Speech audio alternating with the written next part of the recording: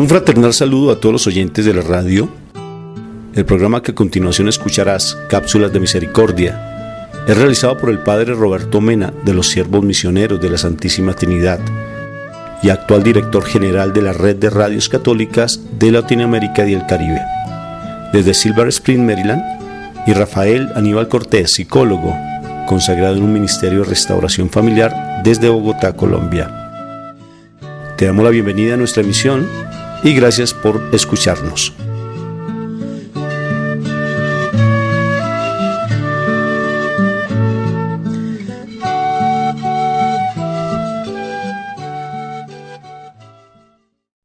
Este es su servidor, el Padre Roberto Mena, siervo misionero de la Santísima Trinidad. Pues estamos en su segmento de Cápsulas de Misericordia, donde reflexionamos sobre distintos testimonios y también sobre las enseñanzas de la Iglesia, sobre la misericordia en nuestra propia vida y en las familias. Escucha atentamente este mensaje que escuchará. Con mucha atención, trate de aplicarlo a su vida y a la vida de su familia. Entonces, listos para escuchar con un oído atento a escuchar la palabra de Dios. Así sea.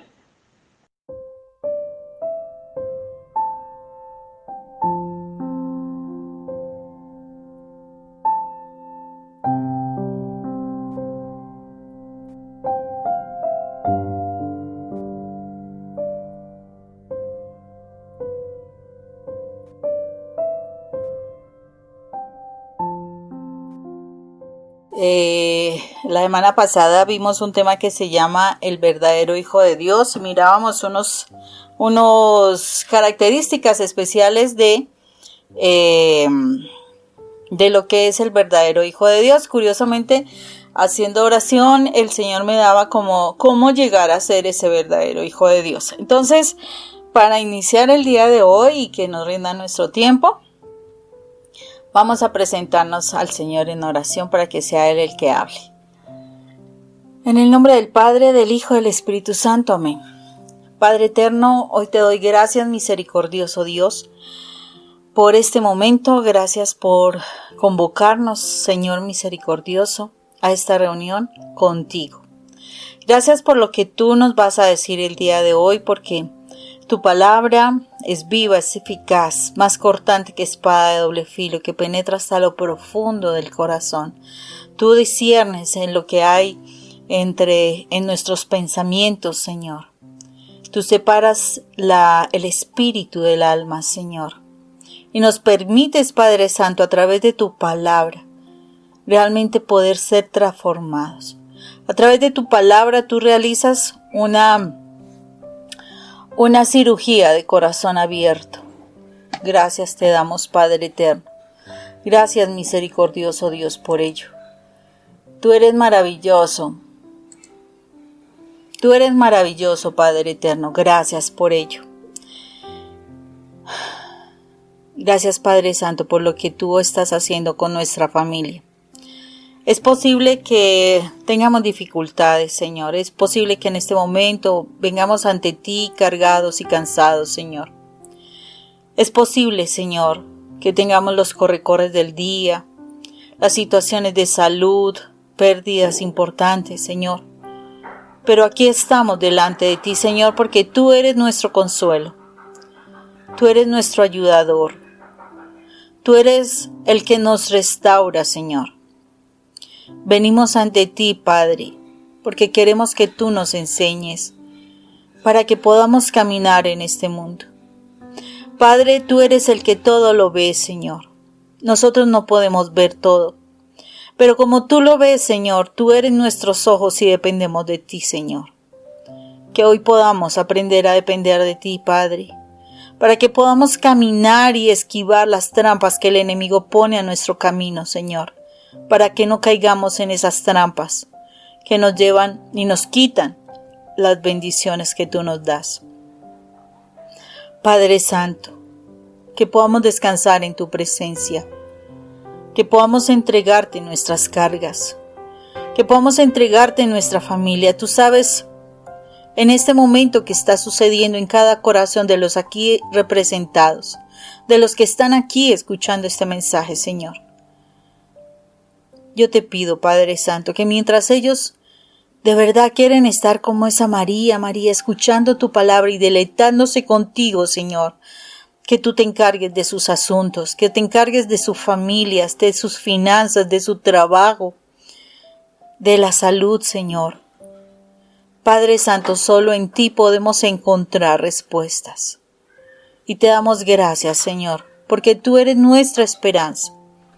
Tú eres, Señor, el que nos das el consuelo, el que nos muestra el camino. Hoy te damos gracias, Padre Santo, nos ponemos en tu presencia. Que la sangre de tu Hijo amado venga sobre nuestra mente y nuestro corazón, para que haga de nosotros el terreno abonado donde tu palabra se siembre, para que dé fruto más fruto y mucho fruto, Señor. Asimismo te pedimos, Padre Santo, la presencia de tu Espíritu Santo, para que Él traiga la revelación de tu poderosa palabra, que esa palabra la podamos comprender, la podamos guardar y la podamos poner por obra, Señor, para que dé fruto, Señor. Gracias, Padre eterno. Nos ponemos en tu presencia. Te agradecemos todo, Padre Santo. Te honramos, te bendecimos, en el nombre poderoso de tu amado, nuestro Señor Jesucristo. Amén, amén y amén.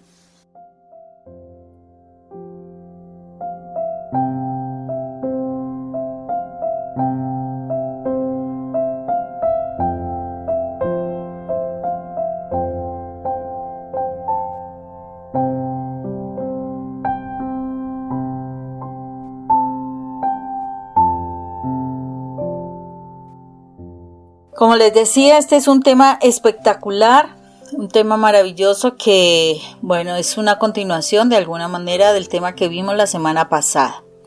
El tema del día de hoy es cómo ser un hijo de Dios, y para ello nosotros vamos a tomar el texto que se encuentra en Josué.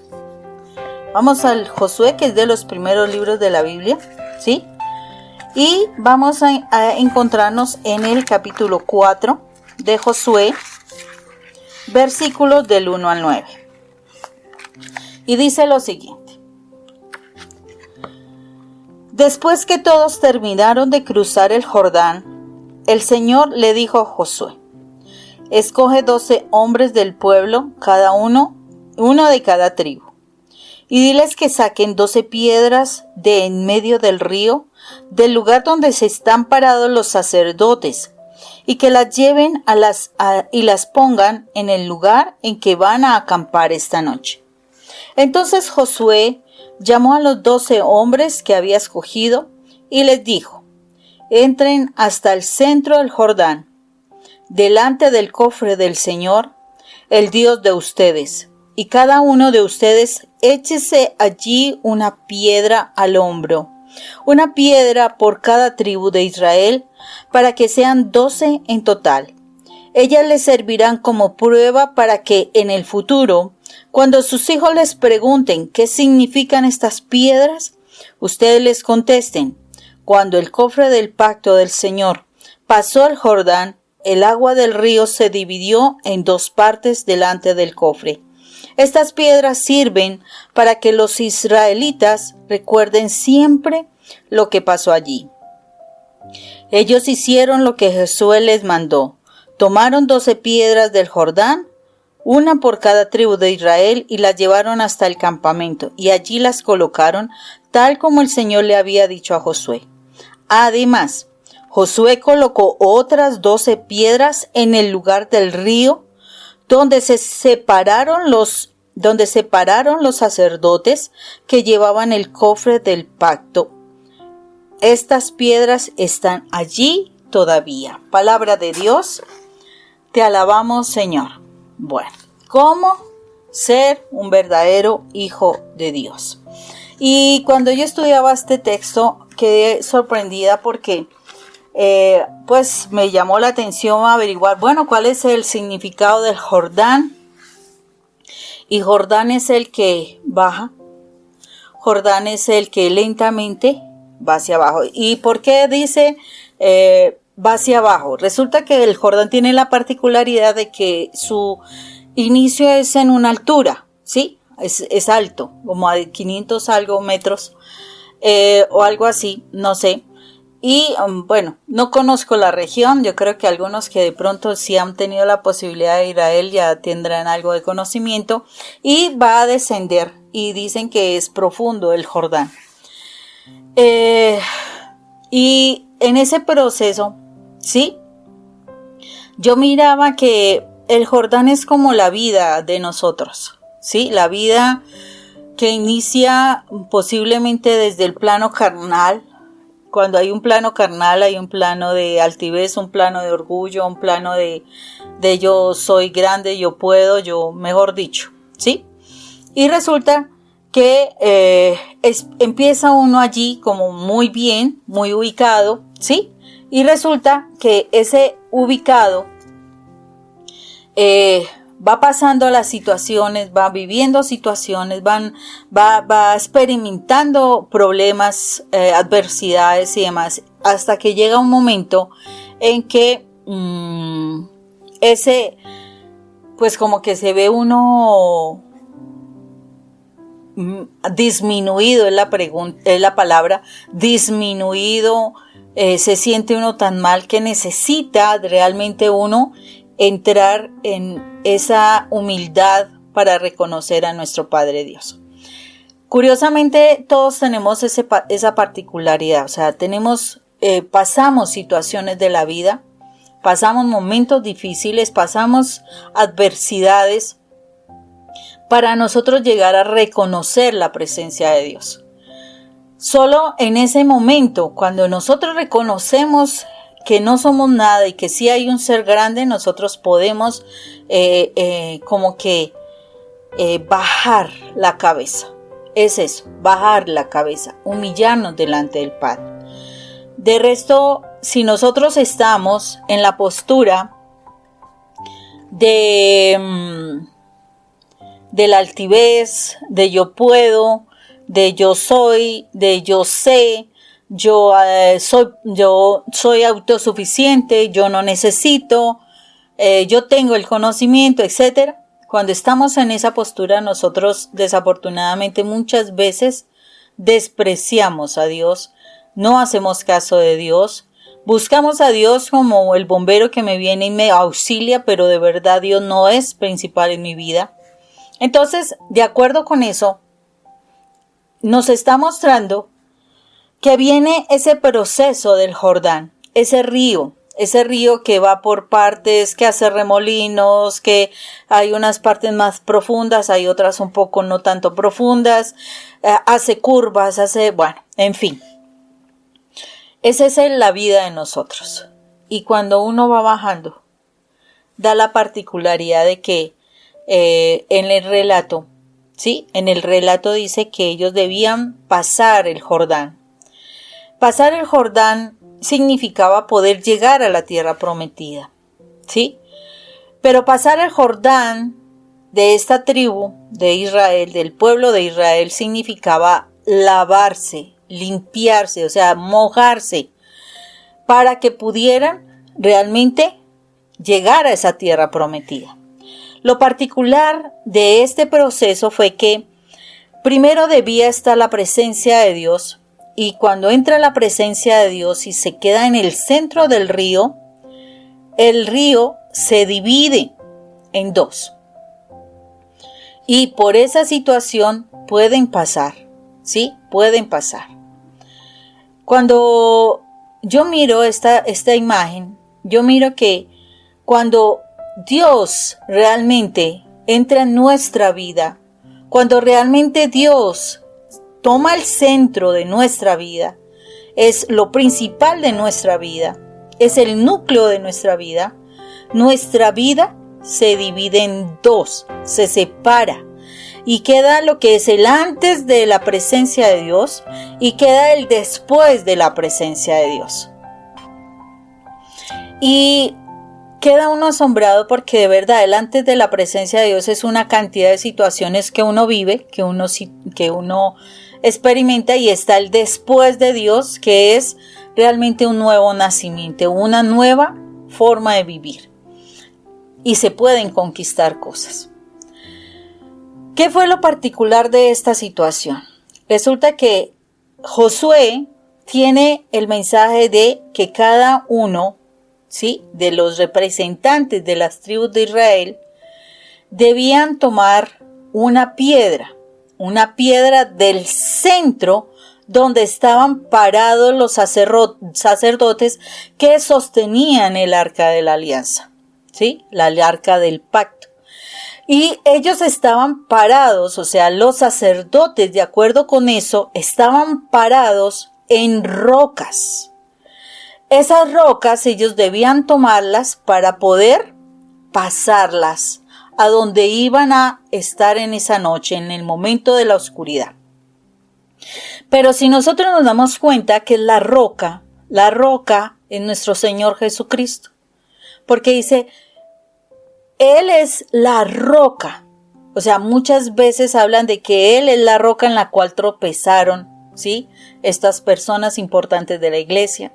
Él es la roca sobre la que se cimienta la iglesia. O sea, Él es el fundamento, lo principal. Y ahí nos está mostrando a través de este ejercicio que estos sacerdotes debían estar realmente cimentados en la palabra de Dios. Y esa presencia de Dios hizo que el pueblo de Dios realmente pasara a conquistar. Si no estaba esa presencia de Dios a través de esa palabra de Dios, el pueblo no podía conquistar. Si no estaba la presencia de Dios, el pueblo no se lavaba de su pecado, de su pasado, de su inmoralidad, de todo lo que estaba incorrecto en ellos. La roca era lo que podía hacer dividir la vida del pueblo de Israel en dos.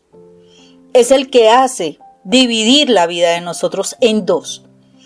Y fueron los sacerdotes ungidos que podían llevar el arca. Acordémonos que no todos podían llevar el arca. Acordémonos que hubo unos hijos de uno de los profetas que tocaron indignamente el arca y murieron precisamente. ¿Por qué? Porque la tocaron indignamente. Y estos sacerdotes estaban cimentados, dice, estaban parados en las rocas, en una parte firme. Y pide Dios a través de Josué que entonces los representantes de cada tribu tomaran esas rocas y las pasaran allí a donde podían pasar la oscuridad. ¿Y qué nos trae esto precisamente? Que nosotros debemos, cuando Dios llega a tu vida, cuando la presencia de Dios se hace real en ti, tú te cimientas en la roca. La roca es ese Jesús que tú vas a cargar y la echarán sobre el hombro. Y cuando yo miro ese Jesús, esa roca que la ponen sobre el hombro, yo miro la cruz de Jesús y dice el Señor, yo me llevo tu cruz de angustia, desesperación, de depresiones, de problemas, de dificultades de salud financieras, etc. Yo me llevo tu cruz, pero tú toma mi cruz, que es suave y liviana, y mi cruz es la cruz del amor y la cruz del perdón. Esa es la roca que el Señor quiere que nosotros carguemos. Esa roca del amor y del perdón, para que el momento en que tú vayas allá donde vas a pasar el momento de la oscuridad, porque no nos está diciendo que cuando tú crees en Dios se acabaron los problemas y te volviste santo y no vuelves a vivenciar nada. No está diciendo eso. Está diciendo que cuando tú pases allá donde tú vayas a presentar dificultades, donde tú vayas a tener esa oscuridad en ese momento, cuando tú pases allá, si tú tienes esa roca, tú vas a estar firme, tú vas a estar fuerte, tú no te vas a desmayar, tú no vas a sucumbir frente a la situación, frente a la adversidad. Simplemente tú vas a mantenerte firme si tú tienes la roca en tu vida, que es Jesús. Ellos pasan la roca y hacen un altar El altar es realmente estar en la presencia de Dios. Realmente estar allí disfrutando, sumergidos en la compañía de Dios. Y eso es lo que Dios quiere. Que nosotros de verdad tengamos en nuestra vida esa roca que es Jesús. Jesús vino del cielo, de donde estaba el Padre, y vino a la tierra para abrirnos la puerta, para que nosotros, pudiendo ver qué hacía Jesús, podemos caminar. Porque Él, así como Él vino de allá, Él sabe cómo llegar allá. Nadie conoce el camino más que nuestro Señor Jesucristo, porque Él vino del Padre y vuelve al Padre. O sea, Él nos muestra el camino que va al Padre. No hay nadie más que lo enseñe. Por eso el camino real para llegar al Padre es nuestro Señor Jesucristo. Y por esto este pasaje nos está hablando de cimentemos nuestra vida en la roca. ¿Y qué sucede? Cuando ellos pasan, ¿sí? Pasan. O sea, cuando ellos se cimentan en la roca, tiene la particularidad de algo. Cuando tú vives a Jesús, las personas pueden fácilmente preguntarte qué pasó. O sea, ¿qué sucedió en ese momento? O sea, ¿por qué te veo diferente? Y tú vas a poder decir, algo pasó en mi vida, algo hizo nueva mi vida. Por eso dice que esas rocas son la evidencia de la presencia de Dios. Cuando tú tienes al Señor en tu corazón, tú tienes la evidencia de que tú fuiste transformado. Tú tienes la evidencia de que tú vives la presencia de Dios. O sea, no tendrás que esforzarte mayor cosa porque Dios hará que tú cambies muchas cosas. Cuando tú pasas, o sea, tú tienes esa roca. Cuando tú vives a Jesús, de verdad que tu vida es un testimonio. Porque ya tú empiezas a ser parte del reino de Dios. Porque tú ya eres ese testigo de lo que el Señor puede hacer de nosotros. Entonces, Josué, además de eso, de que los hombres colocaran la roca allí a donde iban a pasar la oscuridad, la noche, o sea, ellos se llevan en su corazón ello. Josué también hace algo, y es en el punto, o sea, en el medio del Jordán, o sea, en el medio de la vida de nosotros. ¿Qué es lo que hace? Josué entra y establece 12 rocas. O sea, las pone allí como un altar. Cada roca tiene la particularidad de que representa una tribu. Pero cada tribu tiene un significado también. Y él coloca eso para decir, si tú quieres cambiar tu vida, tú tienes que establecer un altar dentro de tu corazón.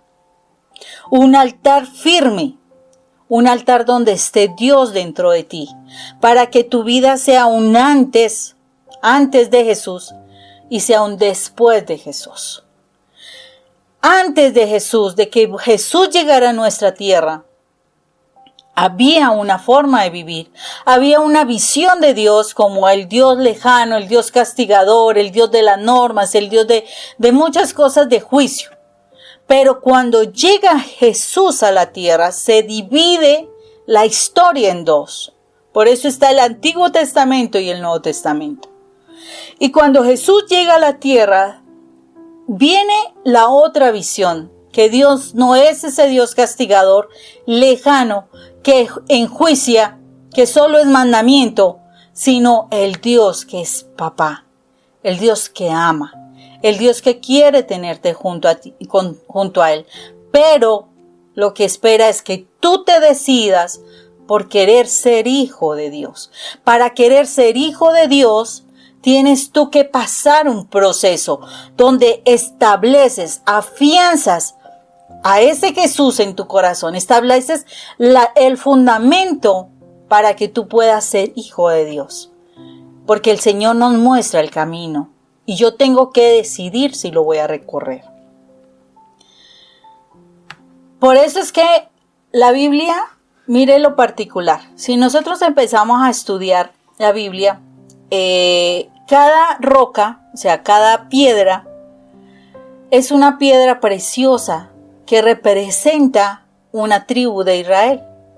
Por ejemplo, habla de que la piedra cornalina representa la tribu de Simeón, la topacio, la tribu de Dan, el rubí, la tribu de Rubén, la esmeralda, la tribu de Leví, zafiro, Isaacar, dan el diamante a Zabulón, el jacinto a Judá, la ágata a Gad, amatista a Neftalí, berilo a Aser, ónice a la tribu de José y el jaspe a la tribu de Benjamín.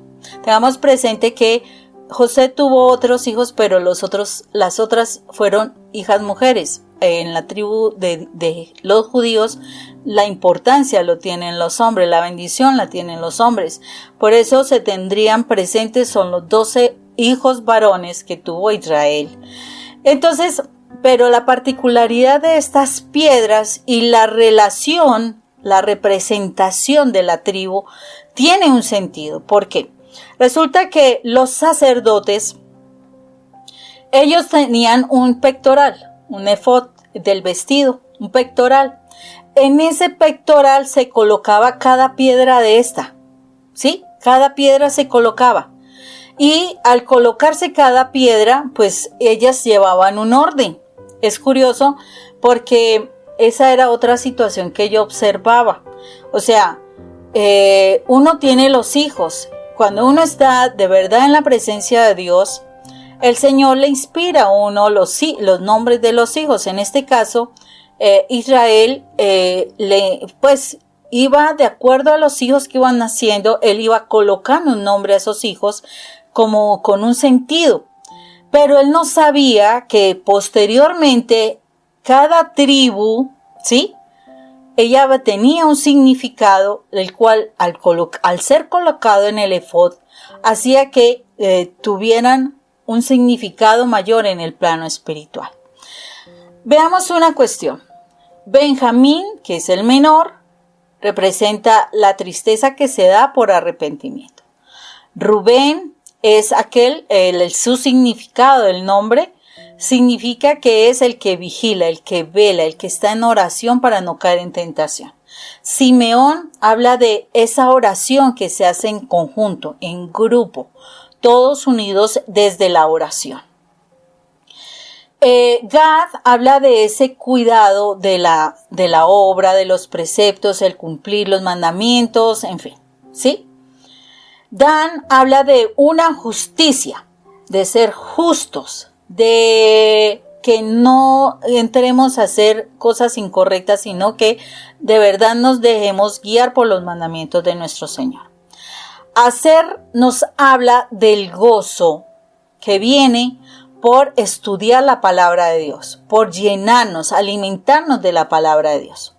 Leví nos habla de la unidad, pero no la unidad de la oración como hablaba en ese momento Simeón, sino de la unidad que nosotros tenemos con nuestro Padre Dios, de esa comunión que tenemos con nuestro Padre Dios.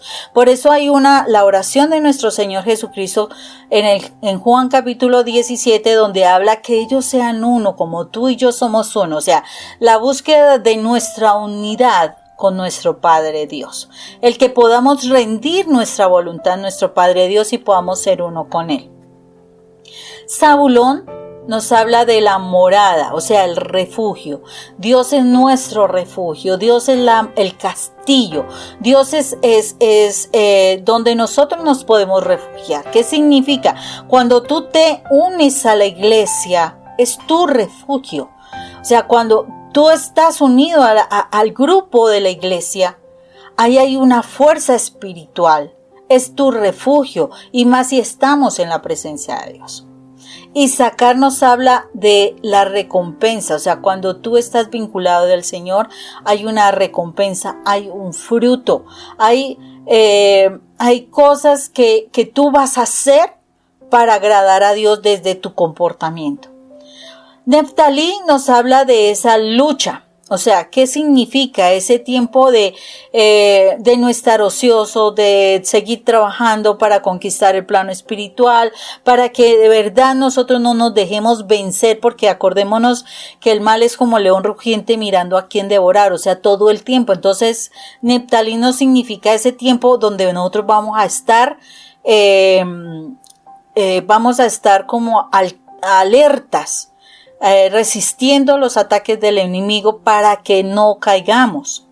José nos habla de añadir. ¿Y qué significa añadir? Es como la adición, es como cuando tú estás en el Señor, cuando tú estás conquistando en el Señor, cuando tú mantienes una relación con el Señor, tu campo se va a ampliar, se va a expandir. Es cuando dice expande las cuerdas de tu tienda. Cuando dice Jabes en la oración, si tú me libras del mal, dice así, y me añades bendición, ¿sí? Entonces el Señor, ese nombre de José nos dice de la añadidura, de esa bendición que llega por nosotros estar en fidelidad con Dios.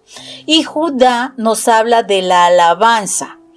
Acordémonos cuando las murallas de Jericó fueron precisamente en el tiempo de Josué, que fueron derrumbadas, se dio por la alabanza a Dios, o sea, la conquista que se logra por la alabanza. Por eso la recomendación es, cuando tú tienes dificultad, no te pongas a quejarte, no te pongas a criticar, no te pongas a decir malas palabras, sino sumérgete en la alabanza, sumérgete en la oración al Señor, y ese es el método para conquistar más fácilmente cualquier situación que se te esté dando. Entonces, la alabanza es esa expresión de conquista, esa expresión que echa abajo cualquier muralla, cualquier obstáculo. Entonces, por eso es que es importante. Entonces, más o menos les hice muy sencillamente, muy cortamente, los significados de los nombres de Judá, ¿sí? de los hijos de Israel. Y como esas piedras tenían un orden, entonces podemos mirar lo siguiente que pareció curioso. En la primera hilera nos habla de que están las piedras que representan a Simeón, a Dan y a Rubén. ¿Y qué significa esas tres primeras piedras? Esas tres primeras piedras nos hablan de la oración, de realmente cumplir los mandamientos y de estar vigilantes, de no caer en tentación, de orar para no caer en tentación. Y si vemos, ahí nos está hablando de algo. Nos está hablando cómo es de importante para nosotros orar, cómo es de importante para nosotros conocer los mandamientos del Señor y cumplirlos, y cómo es de importante para nosotros realmente vivir alertas de no caer en situación de pecado. O sea, es como ese primer paso que el Señor nos está mostrando. Que venga a nuestra vida una presencia, querer estar en la presencia, aprender a estar en la presencia. De verdad, aprender a vivir conforme a lo que Dios quiere para nosotros. O sea, es como ese momento donde tú vienes poco a poco de tu río a lo profundo, y en ese profundo de humillación puedes, a través de la oración, puedes a través de reconocer los mandamientos, de lo que no vienes haciendo bien y demás, arrepentirte y mantenerte en esa postura vigilante para que no caigas más. O sea, tú buscas como ese inicio es realmente aprender a vivir conforme a lo que Dios quiere que vivamos. Viene una segunda hilera de piedras allí en el efod, y esa hilera está representada por la tribu de Leví, la tribu de Isaacar y la tribu de Zabulón. Y miremos el significado de esas tribus, porque Leví nos habla de la unidad, Isaacar nos habla de la recompensa del fruto y nos habla de la morada. ¿Y qué significa?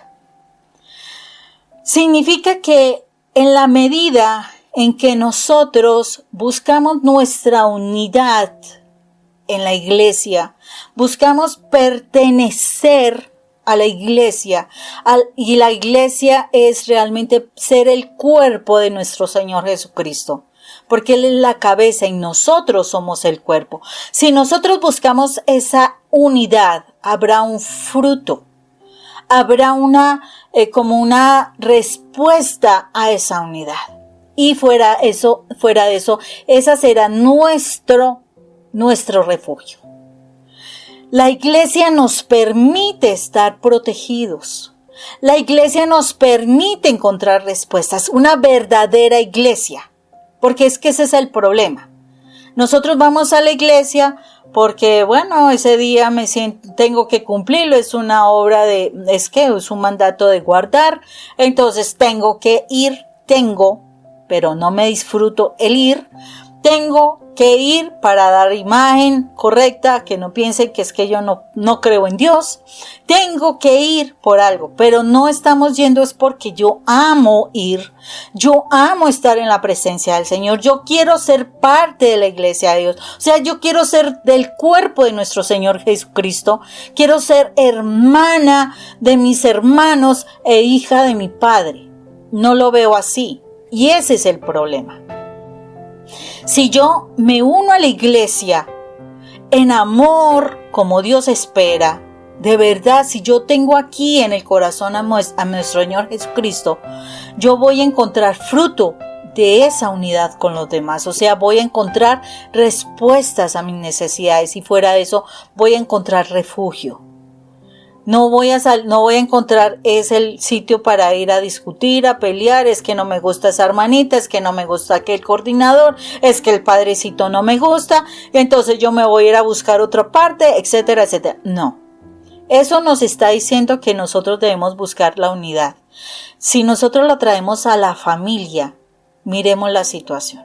Si tú amaras a tu familia, si de verdad estuvieras en unidad con tu familia, ¿no estarías luchando para dar un fruto que agrade a Dios?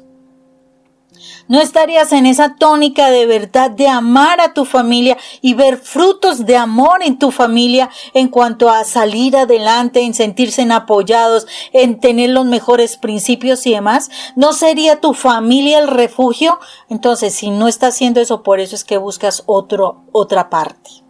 Por eso es que buscas otro hogar. Por eso es que quieres salir corriendo del lado de tus padres y conseguir a otra pareja que a lo mejor ni te va a funcionar. Porque estás huyendo de una situación. El Señor está pidiendo realmente que aprendamos a hacer unidad. Y nuestra primera iglesia en nuestra familia. Esa es nuestra primera iglesia. Pero no estamos amando nuestra iglesia. Por eso salimos corriendo. Y estamos utilizando a Dios como una disculpa. Entonces, si yo en la primera realmente busco sanar mi vida, realmente busco cumplir los mandamientos, el segunda hilera, cuando me dice yo tengo que estar en unidad, la voy a cumplir, de resto no la cumplo. Pero viene una tercera hilera. Y la tercera hilera nos habla de un Judá, de un Gad y de un Neftalí. ¿Y quién es un Judá, Gad y Neftalí? Habla de la alabanza, del bienestar y de la lucha. ¿Y qué significa esto?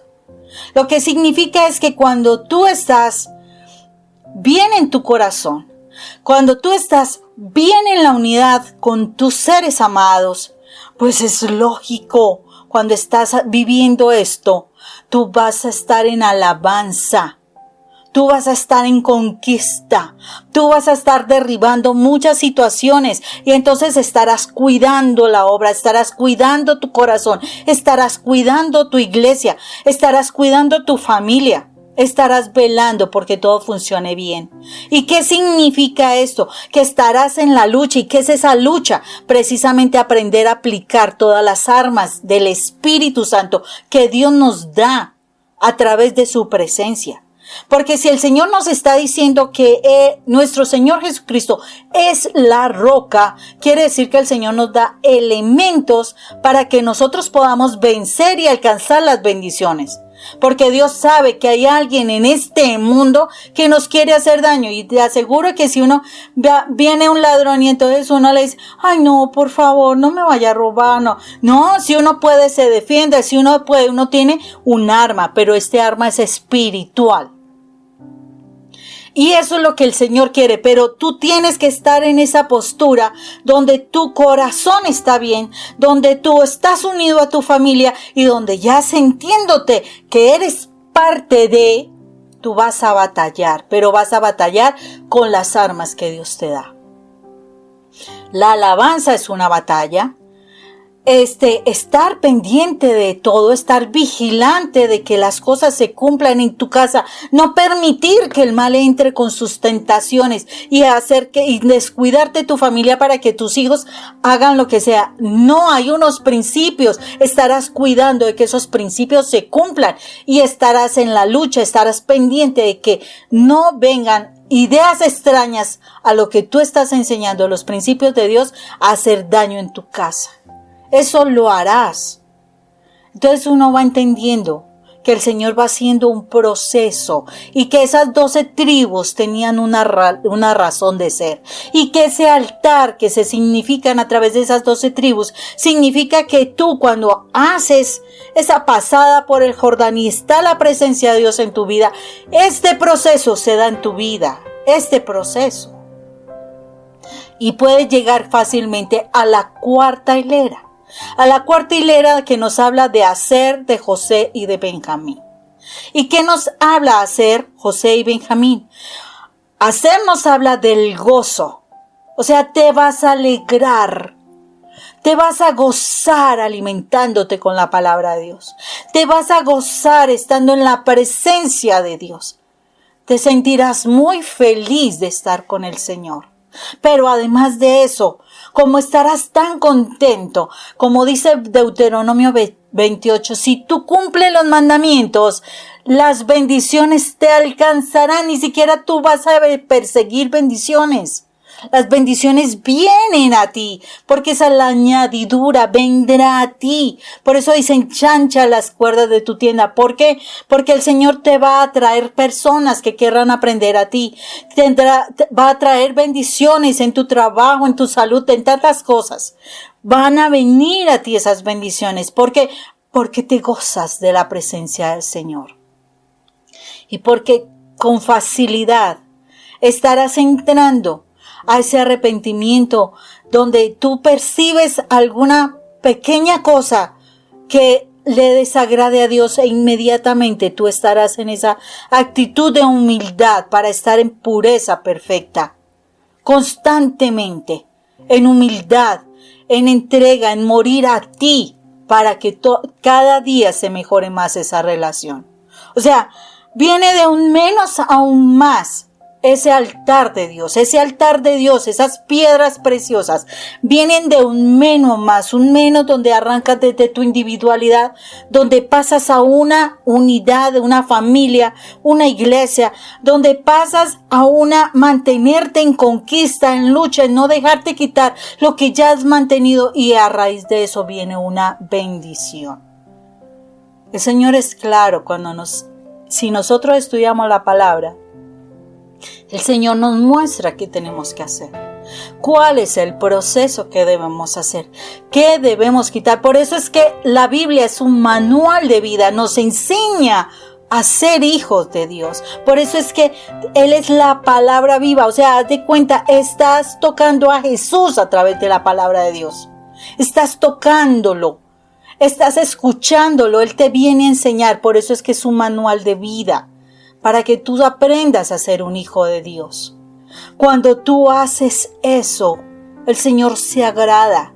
El Señor se contenta, te va a ayudar, no te va a dejar. O sea, en el momento en que tú te decidas, te decidas por el Señor, en ese momento el Señor no te suelta. El Señor estará ahí, estará a pesar de que te caigas, estará ayudándote, diciéndote, levántate, no temas ni desmayes, esfuérzate y sé valiente. Lo dice Josué. en el capítulo 1, pero en la Biblia está 365 días. Ve, 365 veces que dice, no temas ni desmayes. O sea, mantente firme, mantente fuerte, porque Dios está con nosotros. Él quiere que nosotros conquistemos, sino para qué nos da estos mensajes. Él quiere que nosotros volvamos a su presencia, pero es nuestra decisión. Tú tienes que aprender a decidirte si quieres realmente a Dios. Si tú realmente quieres a Dios, necesitas hacer cambios en tu vida. ¿Por qué? Porque hemos vivido de la carne. Hemos vivido del conocimiento humano. Y el Señor quiere que ya aprendas a vivir como el hijo de un Dios. De el Dios. Del único Dios. Pero tienes que renunciar a las cosas de la carne. Y aprender nuevas cosas, aprender a comportarte como el Hijo de Dios. Pero es una decisión. La puerta quedó abierta para todos, pero solamente van a pasar por la puerta que va al reino del Padre los que se deciden que quieren ser hijos. Pero no porque quiero ser hijo, pero no hago nada, no. Quiero ser hijo y hago para que me parezca a mi papá, para que guarde y gane ese lugar de privilegio donde quiere que mi papá, que yo esté. Eso es lo que tengo que decidir, porque el Señor nos está llamando, el Señor nos quiere con Él, pero Él no nos va a obligar, de verdad Él no nos va a obligar. Él había dado la bendición a Adán y Eva de ser hijos de Dios. Pero por causa del pecado, por causa de vincularnos con la carne, desafortunadamente perdimos la posibilidad de ser hijos de Dios. Pero con la llegada de nuestro Señor Jesucristo, la puerta para nosotros fue abierta para los que quieran ser hijos de Dios. Si tú quieres ser hijo de Dios, tienes que ser esforzado y valiente.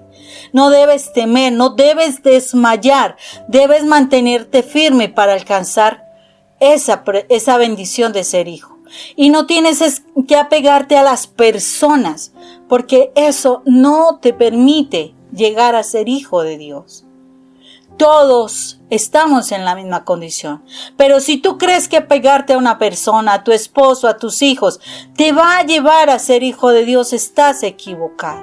Debes concentrarte para que puedas realmente conocer quién es Dios y que puedas ser hijo de Dios, para que si tú de verdad amas a tu esposo, a tus hijos, tú puedas con tu testimonio atraerlos para que ellos también se decidan y que el día de mañana podemos estar delante del Padre Celestial.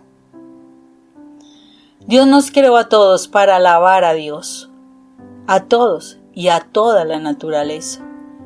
Pero nosotros aprendimos fue a alabarnos a nosotros.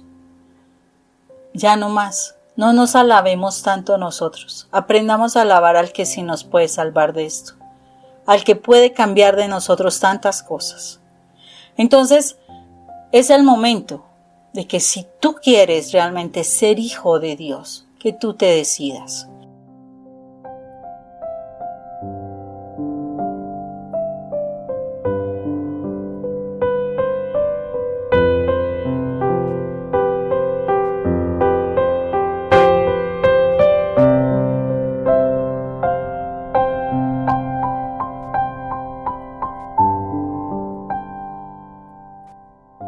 Y yo te invito en este momento a que cierres tus ojos allí donde estás, inclines tu rostro y nos pongamos en la presencia de nuestro Padre.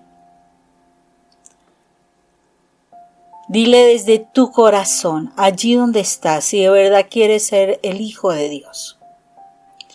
Porque Dios sí escucha tu oración.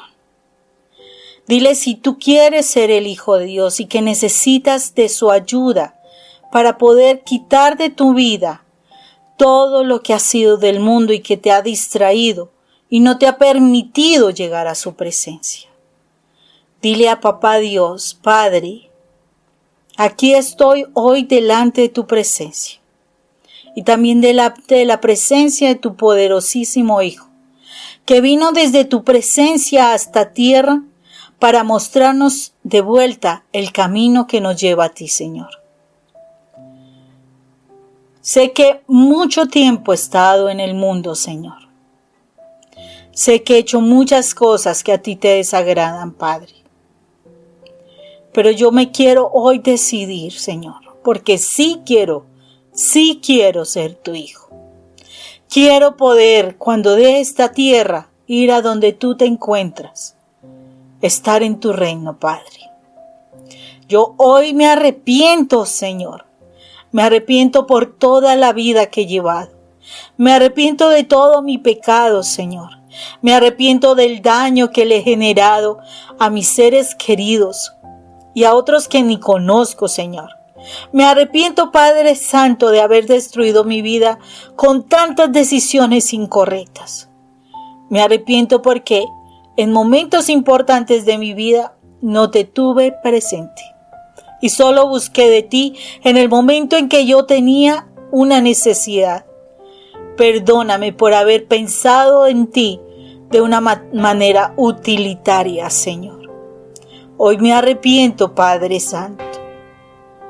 Y yo deseo, Señor, desde mi corazón, reconociéndote como mi Dios y a mi Señor Jesucristo como mi Salvador.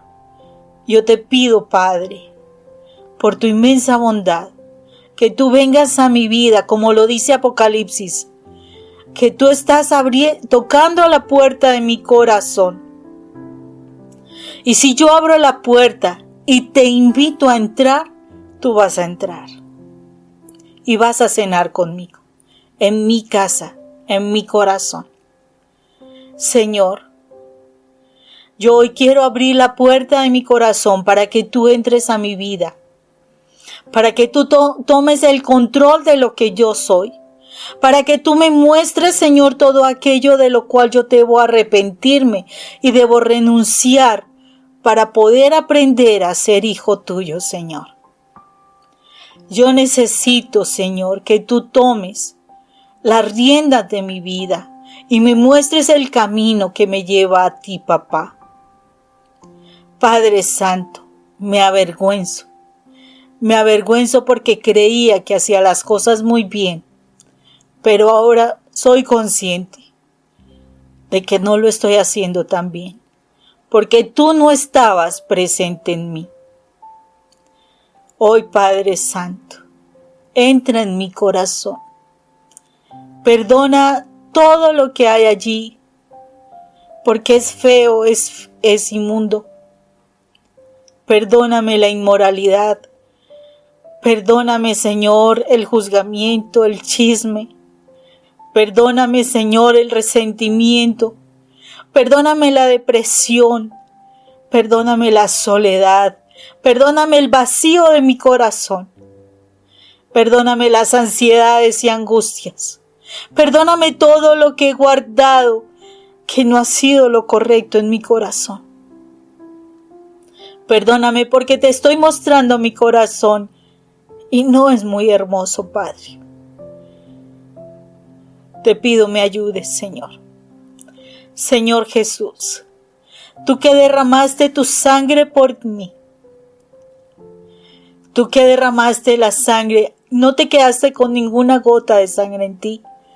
Yo te pido hoy que con tu sangre, amado Jesús, venga y laves mi vida. Primero que todo, Señor, que me redimas, Señor, del control que el enemigo ha tenido sobre mí. Y que tú con tu sangre, amado Jesús, limpies mi pecado, porque me arrepiento del daño que he causado. Me arrepiento de no haber valorado, Señor, tu sacrificio por mí. Pero yo quiero, amado Rey, que por esa sangre que tú pagaste por mi vida, pueda yo poder estar con mi Padre. De verdad acepto, amado Rey, querer ser hijo de Dios, pero necesito de tu ayuda para renunciar a mi carnalidad. Necesito de tu ayuda, amado Rey. para realmente encontrar mi identidad, la verdadera identidad de hijo de Dios, y que yo pueda comportarme en esta tierra como el Hijo de Dios que Padre Dios quiere para mí. Señor, ayúdame, no me abandones, y que en este proceso, Señor, pueda recibir la bendición de la presencia del Espíritu Santo en mi vida, para que el gozo, el amor, la paz, la paciencia y todo el fruto del Espíritu Santo llegue a mi corazón y pueda presentarme ante mi Padre realmente aprobado, Señor. Que pueda realmente ganarme el privilegio de estar junto a mi Padre en el reino celestial. Gracias, papá. De verdad, llévame por ese camino del Jordán para que limpie mi vida y que mi vida sea ese antes de ti, y que conociéndote, Señor, sea un nuevo despertar, un nuevo amanecer, una nueva vida en tu presencia. Yo te doy gracias, Padre Santo. De verdad sé que no va a ser sencillo, pero en ti todas las cosas son posibles, Señor, porque tu palabra me dice que para ti nada es imposible, Dios. Por eso sé, Señor, que como para ti nada es imposible, la transformación de mi vida es una realidad. Gracias, Padre. Te pongo en tus manos a mi familia, para que ellos también puedan encontrar el camino que lleva a ti, para que tú los puedas guardar y que tu palabra se cumpla, Señor. Que si yo creo en el Señor Jesucristo, yo y toda mi casa será salva, y reclamo, Señor, para mí esa promesa, que toda mi casa sea salva y que podamos encontrarnos ante tu presencia, Señor. Gracias, Padre Santo. Guarda mi entrar y mi salir. Protégeme, Señor, de los embates del enemigo, y protege a toda mi familia, para que tengamos la oportunidad de alcanzar esa promesa de estar junto a ti. Gracias, Padre Santo. La alabanza y la gloria en el nombre de Cristo Jesús, a ti, Padre eterno. Amén y amén. Y hemos orado en el nombre del Padre, del Hijo, del Espíritu Santo. Amén, amén y amén.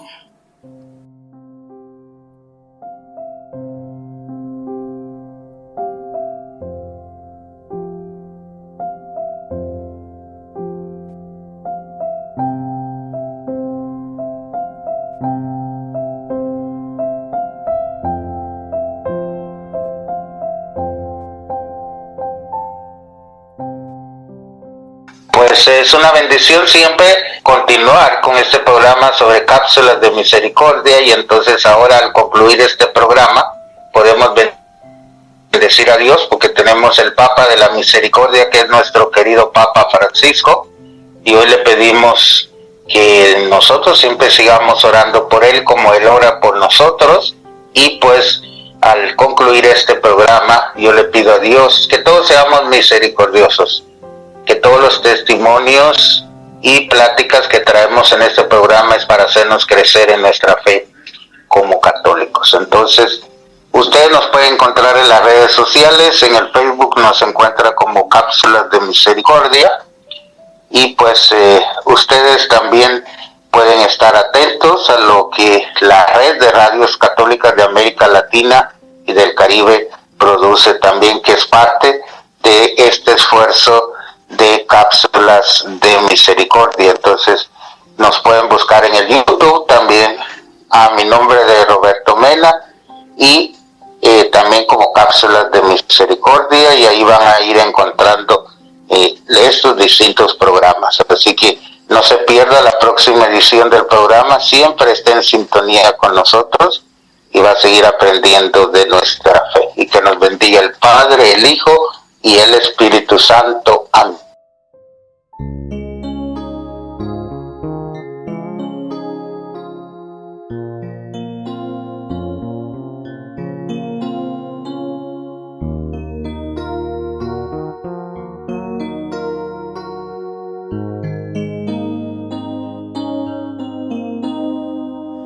Dichoso el hombre que se deja atrapar por el amor de Dios. Dichoso, dichoso el hombre que se deja atrapar por el amor de Dios. Dichoso quien pone su confianza en Él, quien espera llegar y vivir en su casa. No se defraudará. Quien se abandona en sus manos, quien le ofrece su vida o llama a su puerta, Él siempre espera.